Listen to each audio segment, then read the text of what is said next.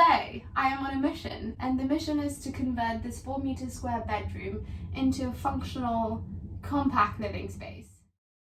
Hello, welcome to Anything Clothes, and today we are making over this bedroom.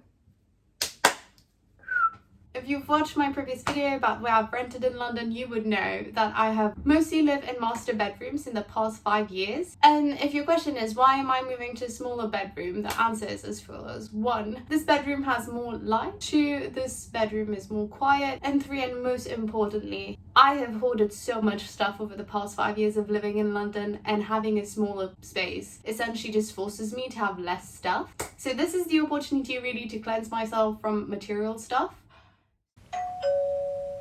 First thing on the agenda of this bedroom makeover is obviously the bed. The real dilemma for me has been between keeping the single bed or getting a double bed. Pros and cons here.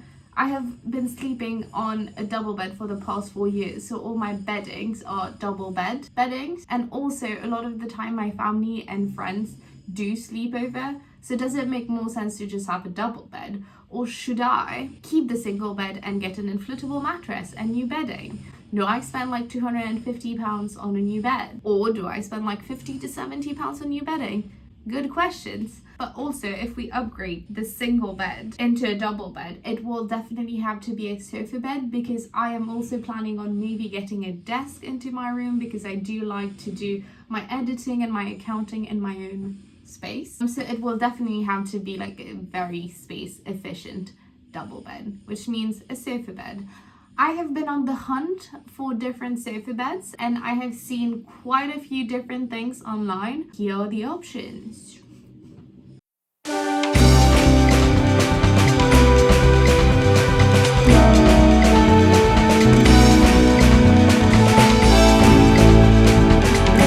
Essentially, stay tuned to find out which option I go for. Second thing on the agenda is the wardrobe situation. This is the wardrobe. So it essentially is a cupboard. It's quite deep, but it's also awkwardly sized. And as I was moving my stuff, I tried to be as space efficient as possible. And I realized that compartments are going to be pivotal to making sure 75 to 80% of my wardrobe fits in there. You definitely need to watch part 2 of this video to find out what storage options I've went for. So, conclusion, 70% of my wardrobe does fit in here, but I do have quite a few coats. I also have quite a few blazers, which means I would need some sort of hanging space. So that essentially means I have to get a clothing rack. But the catch is, there's only one space in this room where a clothing rack would fit. And that space is quite small. It's 86 centimeter. When I went digging, it was so hard to find something less than 1 meter. That wasn't like exorbitant. I did find something, and it is this solution. Alright gang, she locked in the first piece of furniture for this room. I also started moving all my other stuff into this room, because I am not one of those YouTubers that can just rent another room while I'm making over this room. Which is why you should like and subscribe so that I can monetize this channel. Just saying. Okay, so desk and bed have been ordered, which means it's building time.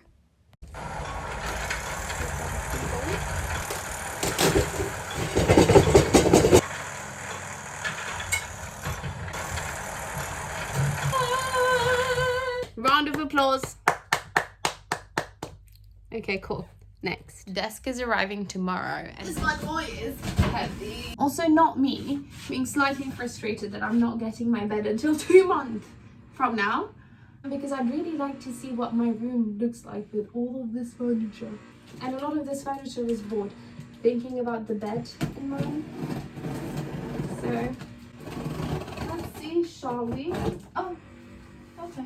I'm not strong enough. I need to do a no one, girl. Okay.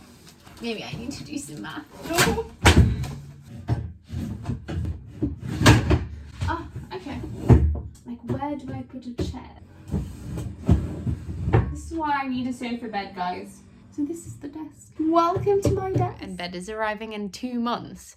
So it will give me a lot of time to do this room decor. Stay tuned in 2 months to find out which bed I will be sleeping on. Haha! In case you were wondering why the last parts of the video were so chaotic, girly, you, me both. But I also realized maybe moving, making over a bedroom, also cleaning and having like a 9 to 5 job, but also this week it was like 9 to 8 or 9 to 9, was not the best idea. But you know what, we absolutely roll. So a general update on the status of this room. The bed that has been chosen will arrive in like 2 months, so I will sneak an update in some of the videos down the line to update you, or even give you guys a room tour if you're interested. In terms of the wardrobe situation, it's all sorted and done. All of my wardrobe is in the wardrobe there and hanging here. The desk situation per se is a bit of a question mark. I am so in love. Like, it is so good. I don't know what I'm basing it on, but it is so good. I genuinely really like how compact it is, the way it folds out, and like how much space it takes.